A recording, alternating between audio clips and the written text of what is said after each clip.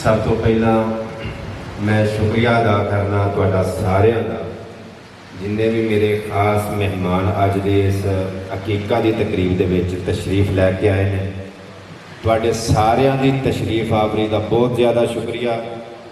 और लोग बड़ी बड़ी खुशी करते हैं, बड़ा बड़ा चाह करते हैं और लोगों के भावें जिन्ने भी होण सारिਆਂ दी बड़े लाडले होंदे ने, बड़े प्यारे होंदे ने, किसी का भी वाधू नहीं होता। सब तो पहला तुहाडा सारिਆਂ का शुक्रिया। और एक गल मैं तुहाडी गोश गुजार करके ते इजाजत लेना चाहना। धीआं दी पैदाइश दे उत्ते वो लोग परेशान होंदे ने जिन्हां दा अपना किरदार दागदार हुंदा है,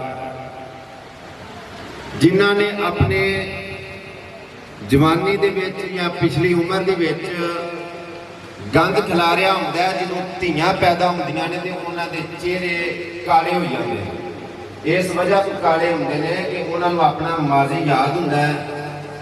वो फिर पछताते हैं कि जे साडे घर धी पैदा हो गई है तो असीं जो जो कुछ करते नहीं हैं सानूं वो अज बदले देने पैणे ने क्यों साडे घर धी पैदा हो गई। दूसरी गल, बेटियां होंदियां ने, बेटियां नूं तरजीह दी जाती है, असीं इन्हां दी कमाई खावांगे ते साडी इज्जत दा सबब बनांगे। खुदा दे बंदेओ, अगर बेटी दी तरबियत अम्मा फातिमा रज़ी अल्लाह तआला अन्हा दी सीरत के मुताबिक की जावे ते यही बेटियां जन्नत दे विच लै जाण दा सबब बनणगियां और तुहाडी आखिरत दे नाल नाल दुनिया भी संवारनगियां। जिवें बेटियां नूं पढ़ाई की तरजीह देंदे हो, बेटियां नूं कारोबार सिखाने की तरजीह देंदे हो, इसे तरह बेटियां नूं भी पढ़ाओ, बेटियां नूं तालीम हासिल कराओ। जो एक बेटी एक औरत पढ़ी लिखी होवेगी ते एक पढ़िया लिखिया मुआशरा बनेगा। जिवें एक मर्द पढ़दा है, एक लड़का पढ़दा है ते लड़के दे पढ़न दे नाल मर्द दे पढ़न दे नाल एक घर पढ़दा है। जो एक औरत पढ़दी है तो एक पूरा खानदान पढ़दा है। लिहाजा औरत नूं पढ़ा। दूसरे नंबर ते जायदाद दे विच जिहड़ा अल्लाह रब्बुल इज़्ज़त ने हिस्सा मुकर्रर किया बेटियां दा, भैणां दा, धीआं दा, वो देण दे विच शर्माओ नहीं। जिहड़ा उन्हां दा हक है, जिवें पढ़ाना उन्हां दा हक है, बेटी नूं ब्याहना, अच्छी तरबियत करना वगैरह वगैरह वो बेटी के हक हकूक ने। इस तरह जो जायदाद देन की हिस्सा देन की वारी आती है तो भैनों को हिस्सा देन की वारी फौत नहीं हो जाना चाहिए, मर नहीं जाना चाहिए, बेटी को उसका हक देना चाहिए। और अगर तुहाडियां भैनां ने तो भैनां नूं उन्हां दा जिहड़ा हक है जहेज दिओ, जिन्ना तुहाडा हक बनदा है। मतलब जो तुहानूं बारा खांदा है, पुज पैंदी है, थोड़ा दिता जे, बहुता दिता जे, जिन्ना भी तुसां दिता है वो एक अलग बात ही अलग है। लेकिन जिहड़ा जायदाद दे विच अल्लाह रब्बुल इज़्ज़त नूं हिस्सा मुकर्रर है, बेटियां नूं उन्हां दा हिस्सा दवो, औरतां नूं, बेटियां नूं, भैणां नूं पढ़ाओ। जिथे तुसीं बेटियां नूं बड़ी तरजीह दिंदे हो उत्थे तुहाडे मां प्यो जम्मियां भैणां जिहड़ियां ने वो भी तुहाडी मां जम्मियां ने, वो भी तुहाडे प्यो दीयां धीआं ने। अपनियां जम्मियां बेटियां नूं बड़ी तरजीह देंदे हो ते मां प्यो जम्मियां भैणां जदों आउंदियां ने उदों भी मूंह काले नहीं होने चाहिए, दिल बाग बाग होना चाहिए कि साडे मां प्यो जम्मियां साडे घर आईयां ने। आखिर आउंदियां ने एक दिन आउणगियां, 2 दिन हफ्ता रहणगियां, अपने घरां दी चलियां जाणगियां। दुआ करना मैं अल्लाह रब्बुल इज़्ज़त सानू सारियां नूं बेटियां दी अज़मत, भैणां दी अज़मत और अपने वालिदैन दी अज़मत।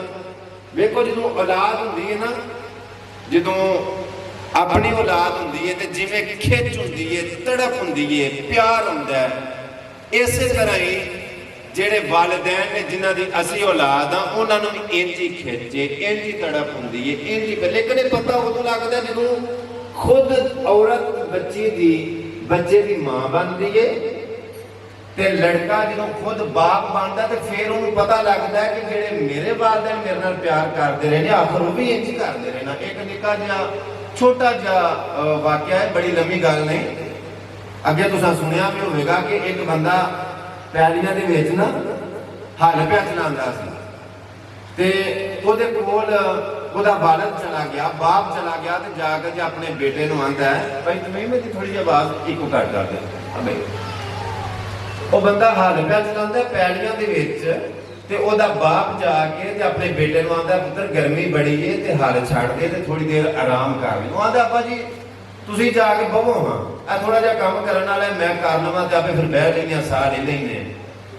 ਉਹਨੇ ਕੀ ਕੀਤਾ, ਉਹਦੇ ਬੁੱਢੇ ਬਾਪ ਨੇ ਘਰ ਜਾ ਕੇ ਤੇ ਉਹਦਾ ਛੋਟਾ ਜਿਹਾ ਬੱਚਾ ਲਿਆ ਕੇ ਤੇ ਬੰਨੇ ਦੇ ਖਿਲਾਰ ਛੜਿਆ ਤੇ ਉਹ ਬੰਦਾ ਆਖਣ ਲੱਗਾ ਬਾਈ ਨਿੱਕਾ ਜਿਹਾ ਬੋਲੇ ਛੋਟਾ ਜਿਹਾ ਬੱਚਾ ਤੁਸੀਂ ਲਿਆ ਕੇ ਤੂੰ ਬੇਖਲਾਰ ਚ। ਉਹਨੇ ਆਖਿਆ ਪੁੱਤਰ ਤੇਰੇ ਵਾਸਤੇ ਛੋਟਾ ਜਿਹਾ ਫੁੱਲ ਨਾ, ਮੇਰੇ ਵਾਸਤੇ ਤੂੰ ਇੱਕ ਛੋਟਾ ਜਿਹਾ ਫੁੱਲ ਹੀ। ਉਹਨੂੰ ਫਿਰ ਮਹਿਸੂਸ ਹੋਇਆ ਕਿ ਜਿਵੇਂ ਮੈਨੂੰ ਆਪਣੇ ਨਿੱਕੇ ਜਿਹੇ ਬੱਚੇ ਦਾ ਦਰਦ ਹੈ, ਮੇਰੇ ਬੁੱਢੇ ਬਾਪ ਨੂੰ ਮੇਰਾ ਵੀ ਉਨਾ ਹੀ ਦਰਦ ਹੈ। ਲਿਹਾਜ਼ਾ ਅੱਲਾਹ ਪਾਕ ਦੀ ਜ਼ਾਤ ਸਾਨੂੰ ਸਾਰਿਆਂ ਨੂੰ ਵਾਲਿदैन ਦੀ ਅਜ਼ਮਤ, ਇੱਜ਼ਤ, ਤਕਰੀਮ, ਇਹਤਰਾਮ ਕਰਨ ਦੀ ਤੌਫੀਕ ਦੇ। ਇਹਦੇ ਨਾਲ ਨਾਲ ਆਪਣੀ ਔਲਾਦ ਦਾ ਸਹੀ ਮਾਣਿਆਂ ਦੇ ਅੰਦਰ ਹੱਕ ਹਲਾਲ ਦਾ ਰਿਜ਼ਕ ਖਵਾ ਕੇ ਸਹੀ ਤਰਬੀਅਤ ਕਰਨ ਦੀ, ਪੜ੍ਹਾਉਣ ਲਿਖਾਉਣ ਦੀ ਔਰ ਬੱਚਿਆਂ ਨੂੰ ਉਹਨਾਂ ਦੇ ਸਹੀ ਫਰਾਇਜ਼ ਅਦਾ ਕਰਨ ਦੀ ਸਾਨੂੰ ਤੌਫੀਕ ਅਤਾ ਫਰਮਾਵੇ। ਇੱਕ ਵਾਰੀ ਫਿਰ ਮੈਂ ਤੁਹਾਡਾ ਸਾਰਿਆਂ ਦਾ, ਰਿਸ਼ਤੇਦਾਰਾਂ ਦਾ, ਪਿੰਡ ਵਾਲਿਆਂ ਦਾ ਔਰ ਮੇਰੇ ਦੋਸਤਾਂ ਦਾ ਔਰ ਜਿੰਨੇ ਵੀ ਸਾਡੇ ਕਾਬਿਲ ਇਹਤਰਾਮ ਮਹਿਮਾਨ ਜਿੱਥੋਂ ਵੀ ਸਾਡੇ ਸੱਦਣ ਦੇ ਉੱਤੇ ਆਪਣਾ ਕੀਮਤੀ ਟਾਈਮ ਕੱਢ ਕੇ ਤੁਸੀਂ ਤਸ਼ਰੀਫ ਲੈ ਕੇ ਆਏ ਹੋ, ਇੱਕ ਫਰਦ ਦਾ, ਇੱਕ ਦੋਸਤ ਦਾ, ਇੱਕ ਮਹਿਮਾਨ ਦਾ ਤੁਹਾਡੇ ਸਾਰਿਆਂ ਦਾ ਬਹੁਤ ਜ਼ਿਆਦਾ ਸ਼ੁਕਰੀਆ। ਅੱਲਾਹ ਪਾਕ ਦੀ ਜ਼ਾਤ ਤੁਹਾਨੂੰ ਸਾਰਿਆਂ ਨੂੰ ਖੁਸ਼ ਰੱਖੇ ਔਰ ਤੁਹਾਡਾ ਸਾਰਿਆਂ ਦਾ ਆਣਾ ਅੱਲਾਹ ਕਬੂਲ ਫਰਮਾਵੇ ਔਰ ਸਾਡੀ ਇਸ ਖੁਸ਼ੀ ਦੇ ਵਿੱਚ ਤੁਸੀਂ ਸ਼ਾਮਲ ਹੋ ਕੇ ਸਾਡੀ ਖੁਸ਼ੀ ਨੂੰ ਦੁਬਾਰਾ ਕੀਤਾ। ਔਰ ਤੁਸੀਂ ਵੀ ਇਹ ਮੈਂ ਜਦੋਂ ਉਹਨਾਂ ਕੁਝ ਜੀਆਂ ਨੂੰ ਅਕੀਕੇ ਦੀ ਦਾਵਤ ਵਾਸਤੇ ਫੋਨ ਕੀਤਾ ਕਿ ਬੇਟੀ ਦਾ ਅਕੀਕਾ ਹੈ ਤੇ ਅਲਹਮਦੁਲਿਲਾ ਅਸੀਂ ਬੜਾ ਸ਼ਾਨਦਾਰ ਇੰਤਜ਼ਾਮ ਕੀਤਾ ਔਰ ਹਾਫਿਜ਼ ਇਰਫਾਨ ਗਿੱਲ ਸਾਹਿਬ ਸਾਡੇ ਪ੍ਰੋਗਰਾਮ ਦੇ ਵਿੱਚ ਤਸ਼ਰੀਫ ਲੈ ਕੇ ਆਣਗੇ। ਬਾਕਾਇਦਾ ਥੋੜਾ ਜਿਹਾ ਬਿਆਨ ਹੋਏਗਾ, ਫਿਰ ਖਾਣਾ ਹੋਏਗਾ। तो ਜੀਆਂ ਨੇ ਨਾ ਜਿਵੇਂ ਹੈਰਾਨਗੀ ਦਾ ਮੁਜ਼ਾਹਰਾ ਕੀਤਾ ਕਿ ਬੇਟੀ ਦੇ ਅਕੀਕੇ ਦੇ ਉੱਤੇ ਇੰਨਾ ਇਹਤਮਾਮ। ਤੇ ਮੇਰੇ ਜੀਆਂ ਨੂੰ ਹੁੰਦਾ ਕਿ ਮੁੰਡਾ ਹੋਵੇਗਾ, ਬੱਚਾ ਹੋਵੇਗਾ ਤੇ ਫਿਰ ਬਾਬਾ ਤੇ ਮੰਦਾ ਕਰਦਾ ਤੇ ਬੇਟੀਆਂ ਦੇ ਵੀ। ਮੈਂ ਕਿਹਾ ਜੀ ਬੇਟੀਆਂ ਹੀ ਇਹ ਅਜ਼ਮਤ ਵਾਲੀਆਂ ਹੁੰਦੀਆਂ ਨੇ, ਬੇਟੀਆਂ ਹੀ ਰਹਿਮਤ ਹੁੰਦੀਆਂ ਨੇ। ਅੱਲਾਹ ਰब्बुल इज्जत ਨੂੰ हज़रत मूसा अलैहिस्सलाम ने पूछा या अल्लाह जो तू खुश होना है तो की करना है? अल्लाह फरमाया मैं बारिश पाना। पूछे अल्लाह जी ये तू बहुत खुश होवे तो फिर की करना है? आख्या मैं किसी वाल मेहमान भेजना।